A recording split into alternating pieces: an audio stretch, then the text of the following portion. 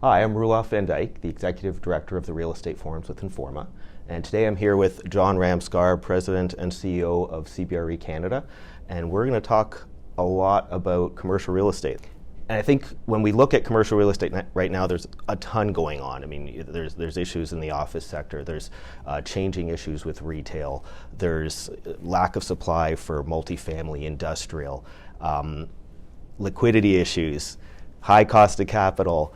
I mean, we can go on and on and on. We're pretty fashionable, not necessarily for the right reasons. But yeah, but I think one of the things I want to dig into, we've done some panels on office, we've done some panels on downtowns recently, and they're really topical stuff that's come out of there. And I think the perspective that CBRE and you particularly have on this is probably going to be very interesting for the Real Estate Forums audience. Well, it's great we're starting with the easy subject first, because obviously office is in the limelight right now, in the spotlight, so to speak.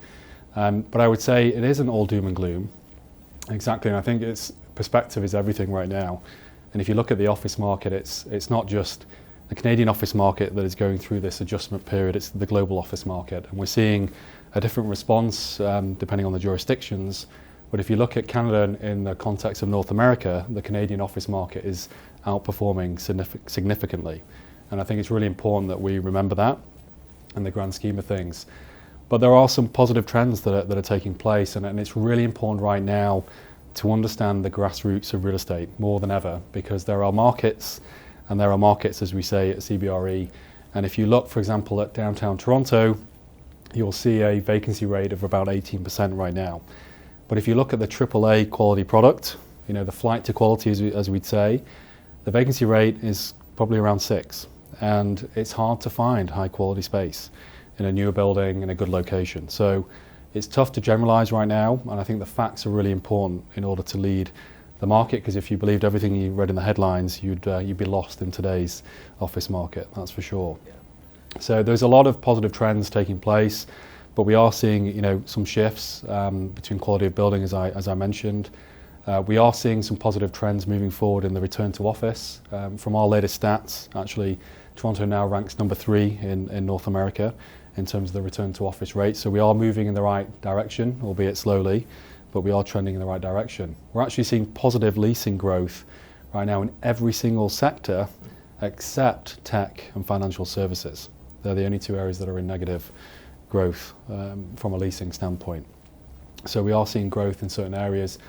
And the other thing to consider as we all work in real estate is, you know, given the macroeconomic backdrop, we are driven by a lot of demand and supply fundamentals. Supply being the biggest driver for us really in the Canadian market, and we are now about to enter into a 20-year low of supply for downtown Toronto going forward. So we had about 10 million square feet that came online, a lot of that has been taken up.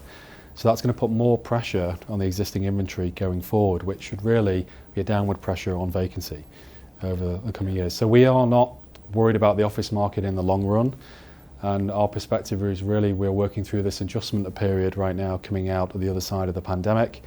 And if you look at us on an international basis and certainly on a North American basis, we are faring very, very well. If we went back to the 1990s, this is a very different challenge right now, because if many of you that were around then, you know, rents really plummeted during that period. And we're not seeing that here right now in the office market. The rents are still, certainly face rates are holding up very high. Yes, there are some attractive incentives on some packages, but we're still seeing some accretive large-scale transactions taking place in the market today. So, and I should have led with this at the beginning, but even by our stats for 2022, we actually had the best year in office leasing for us in downtown Toronto in 40 years of business. So despite the narrative, we're seeing a lot of activity, not just direct renewals, but you're also seeing a lot of sublet deals taking place as well in the marketplace. So despite some, you know, a significant amount of contraction, there are a number of leases taking place in the marketplace. The beauty of leasing, as we know, is there are expiry dates and renewal dates that have to be dealt with.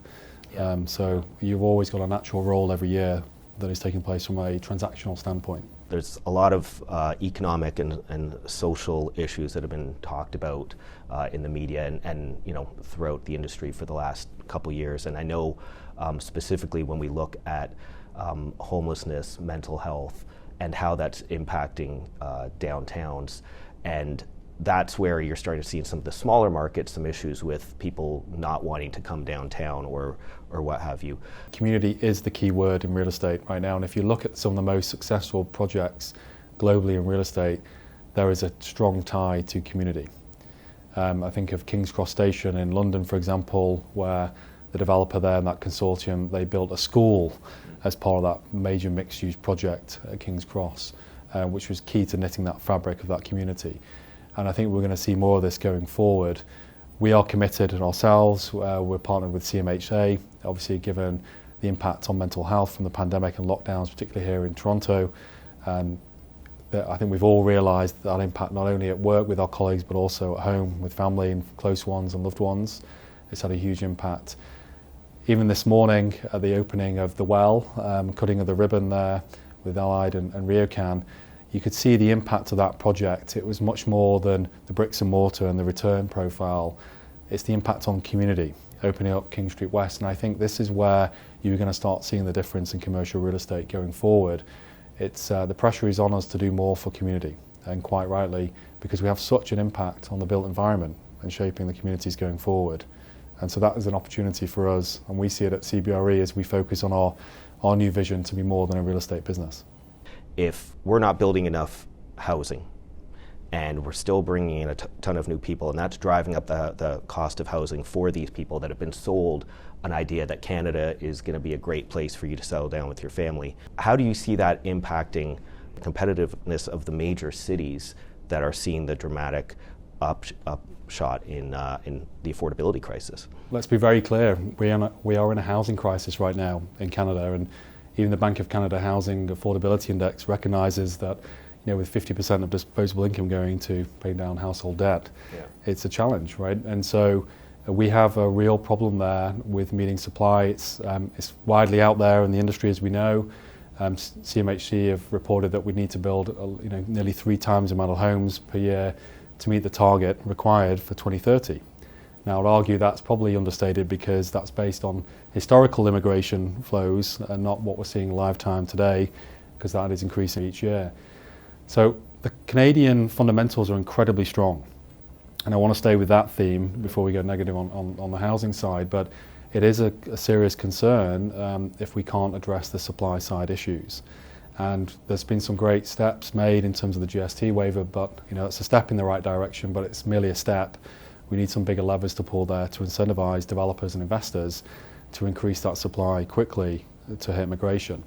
The other challenge there is a shortage of trades and labour. Anyone in development right now will be well aware of this challenge. And if you look at immigration right now, only about 2 to 3% is targeted in the construction and trades industry. We need that to be at least 10% to drive forward and start making material change on the supply side of residential. But I do want to stay with the positive, and one of the things I get to benefit from in this role as President and CEO of CBRE Canada is I sit with our global business and get a pretty good perspective on the markets around the world, and I really get to see what makes certain jurisdictions and cities and regions successful. And I don't think many people realise what a great position we are in Toronto. Now, despite the headwinds on productivity rates per worker going down and trending in the wrong direction, we have a lot to offer, and we learn a lot through our global accounts business around growth for the GTA and this region, and it's something that we're heavily focused in as a company to invest in going forward because it's got the rich fundamentals for growth. And lots of companies want to be here. The key thing is really playing to those fundamentals, those strong fundamentals that we have and our competitive edge, because people want to move to Toronto. It's a world city. It's the 4th largest in North America. It's been ranked in the top 10 world's most livable cities. We're liberal, we're safe.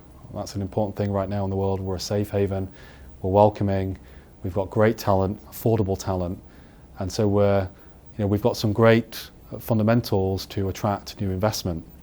The challenge is we've got to house those bodies, and if we don't do that quick enough, I am concerned around our ability to stay as competitive as we should be, given our fundamentals. Yeah, it's a real challenge. It is, but I remain hopeful. The industry is doing a lot right now, and we're heavily involved, as are many of our peers in the marketplace, to try and drive material change. Like you said, we don't want to talk all doom and gloom, so let's look into 2024 with a view to talk about opportunities less than challenges. So, where do you see the opportunities for the industry, for CBRE in 2024 and beyond? I think there's been a huge shift since the pandemic. The course of the next 12 months, you're going to see even more of this, but a real focus on operational excellence. I think a lot of operators we've had a gravy run in Canadian real estate for nearly 20 years. Capital values have gone up year on year with lower interest rates year on year, which has made everyone look good in the industry. But now it's all around operational focus, asset management, driving value in new buildings.